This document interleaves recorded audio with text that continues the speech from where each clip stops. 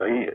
कल मैं इधर आया तो आज अखबार में मैंने देखा कि लंबी चौड़ी बयान दिया जफरुल्लाह साहब ने, उसमें जूनागढ़ को भी डाल दिया। जूनागढ़ को सलाह जफरुल्लाह साहब ने दिया था कि हाँ तुम पाकिस्तान में शरीक हो जाओ, वो ठीक है, तो उसका जूनागढ़ का नवाब को भोगना पड़ता है, कोई जफरुल्लाह साहब को भोगना नहीं पड़ता है। और ये तो खाली बातों है। जूनागढ़ का तो फैसला हो गया, अभी उसमें कोई चीज बनने वाली है नहीं। यूनो में जाओ, दुनिया पार जाओ, उसमें कोई चीज नहीं बन सकती, वो तो हो गई बात। अब जो जफरुल्लाह साहब कहते हैं कि जूनागढ़ तो यूनो में जाएगा, यूनो में क्या जाएगा? आज कश्मीर में यूनो में गए हैं हमारे तरफ से, क्यों गए?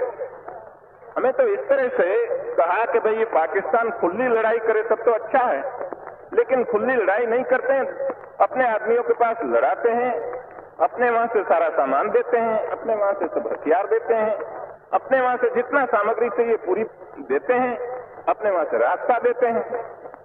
तो उससे तो खुला लड़ाई करे तो अच्छा है, न करे तो हम दोनों उसमें पड़े हैं तो ठीक है। यूनो के पास जाओ, जाके वहां से कुछ हो न हो, लेकिन वहां हम कहां तक बैठ रहेंगे? इस तरह से हम बैठ नहीं रह सकते। तो कश्मीर का मामला तो अलग है, जूनागढ़ का मामला अलग है। जूनागढ़ यूनो के पास जा नहीं सकता, क्योंकि जूनागढ़ कहते हैं कि आपने भी रास्ता दिया था। हमने किसको रास्ता दिया? हमने किसी को रास्ता दिया नहीं। वो जो जूनागढ़ के लोग थे, उन लोग अपने रास्ते से जाते थे, वही रास्ते गए, उसने हमने किसी ने रास्ता दिया नहीं, और हमने न कोई चीज उसको दिया, कोई न साथ दिया। और जूनागढ़ में एक मक्खी भी मारनी नहीं पड़ी, किसी के ऊपर कोई हथियार चलाना ही नहीं पड़ा, फिर क्या रहा? और खुद दीवान ने खुद आके कहा कि मेहरबानी करके हमारी हुकूमत ले लो, हम नहीं चला सकते, और नवाब वहां उठ के भाग के कराची जाकर बैठ गया। फिर जूनागढ़ की बात क्या करते? तो ये चीज तो हो गई। हाँ, हमने एक फैसला किया कि भाई ये रियासतों में हमें एक काम करना चाहिए, कबूल करना चाहिए कि जैसा रियासत के लोग चाहे ऐसा करें। तो जैसे लोगों का लोकमत हो, इस प्रकार करना चाहिए। तो लोकमत जैसा हैदराबाद में हो, कश्मीर में हो, हर जगह पर हो लोकमत, इस प्रकार का करो। हमें कोई फैसला करने में इतराज नहीं है। लेकिन यदि कश्मीर में जो चलता है इस तरह से चलता रहे तो फिर लोकमत करने की क्या जरूरत? हम लड़ाई करके कश्मीर को ले ले तो फिर लोकमत की जगह कहाँ रही? तो हम तो कहते हैं कि आज भी प्लेबिसाइट से करो, लोकमत लेके करो, लेकिन हमारे पास आकर हमारा सिपाही मरते रहे, हमारा पैसा खर्च करना पड़े, और हमारे गांव के गांव जलाए जाए, और वहां हिंदू और सिखों को तबाह किया जाए, तो फिर आखिर लोकमत का रहा? फिर तो आखिर हम बंदूक से ही लेना हो तो लेंगे, और क्या करेंगे? दूसरी तरह से नहीं हो सकता है। तो नहीं, लेकिन हमने एक बात साफ की कि कश्मीर की एक तसु जमीन हम छोड़ने वाले नहीं है, कभी नहीं छोड़ेंगे।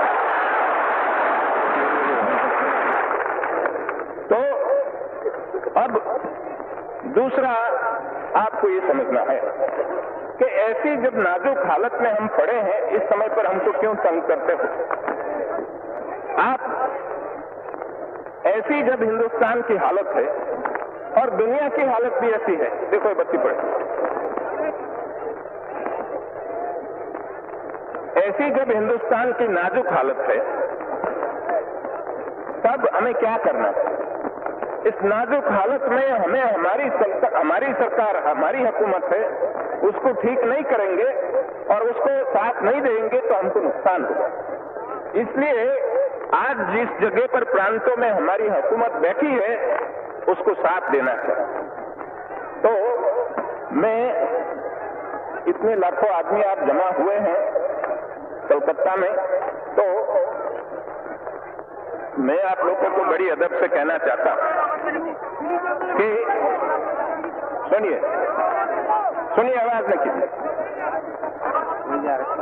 ठहरो भाई, क्या कहते हैं? रिले करते हैं।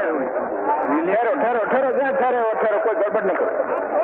तो आप लोग हिंदुस्तान की ऐसी नाजुक हालत में इतने लाखों आदमी कलकत्ता में जमा हो गए हैं, तो आपको एक हमारा मैसेज ले जाना चाहिए और सबको पहुंचाना चाहिए कि आज हमारी बहुत नाजुक हालत है। उस हालत में हमें न कोई हड़ताल करनी चाहिए, न कोई तूफान करने का कोई मौका पैदा करना चाहिए, सबको मिलजुल के काम करना चाहिए। अब कई लोग कहते हैं कि भाई इधर हमारे सेक्युलर स्टेट चाहिए, हिंदुओं का राज, कौमी राज नहीं होना चाहिए। कौन कहते हैं कौमी राज बनाओ? हिंदुस्तान में 3-4 करोड़ मुसलमान पड़े हैं, कौमी राज की बात नहीं है।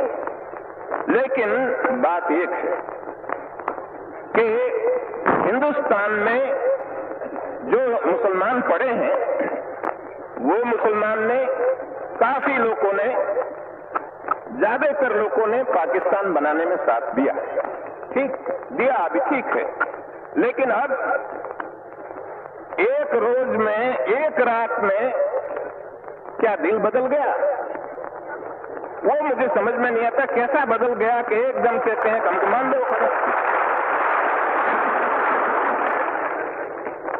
तो ये मेरी समझ में नहीं आता कि एक रोज में दिल सबका कैसा बदल गया। तो कहते हैं कि हम वफादार हैं, तो हमारी वफादारी में शंका क्यों की जाती है? आपको सस्पिशन क्यों आता है?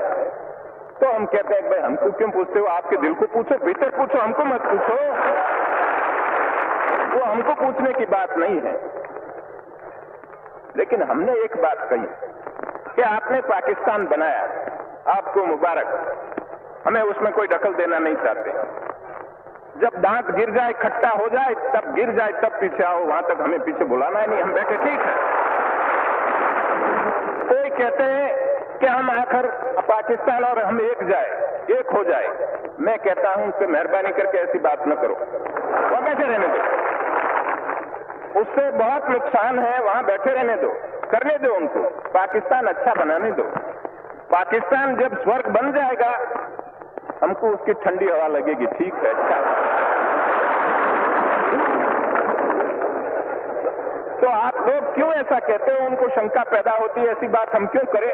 मजबूत बनाओ, तगड़ा बनाओ पाकिस्तान, हमारा पड़ोसी मजबूत होता है तो बहुत अच्छी बात है, तो हमको कोई नुकसान नहीं है, वो ठीक है। लेकिन बहुत दफे ऐसा कहा गया कि पाकिस्तान मिटाने के लिए, उसको बर्बाद करने के लिए हमारे दुश्मन लोगों ने कॉन्स्पिरेसी की। मैं पाकिस्तान के लीडरों को बार बार कहना चाहता हूं कि पाकिस्तान का कोई भी दुश्मन हो और कोई भी कॉन्स्पिरेसी हो तो पाकिस्तान में पड़ी है, बाहर कोई नहीं है, वहां भीतर पड़ी है। जितने दुश्मन है वहां इधर कोई नहीं है। हम उनका कोई बुरा नहीं चाहते हैं। क्यों हम बुरा चाहें? हमने राजी खुशी से तुमको दे दिया कि जाओ तुम पाकिस्तान बनाओ।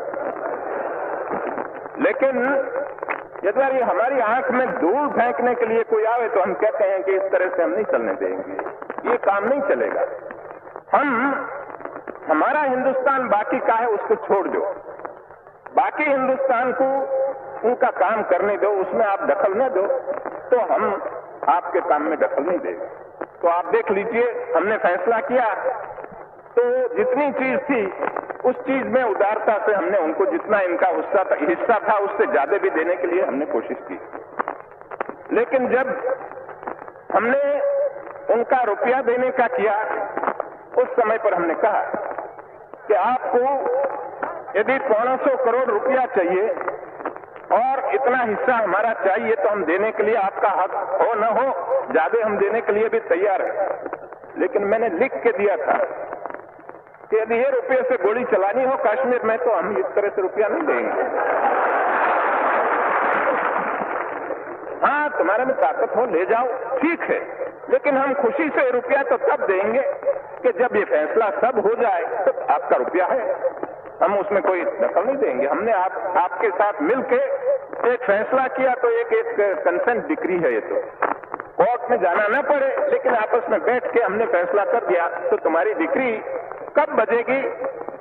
जब ये हुक्मनामा तो तब बजेगा कि जब हमारा फैसला हो जाए, तो कश्मीर का फैसला हो जाए, उस रोज पैसा ले जाओ तुम्हारा। इस तरह से हम जब कहते हैं तो कि हमारा पैसा नहीं देते हैं और वो कुछ अपने जो फैसला किया उसमें से पलट जाना चाहते हैं। हमें कोई पलटने की हमारी नीयत नहीं है। होती तो हम करते क्यों? जाओ कोर्ट में करो। हमने इस तरह से काम नहीं किया।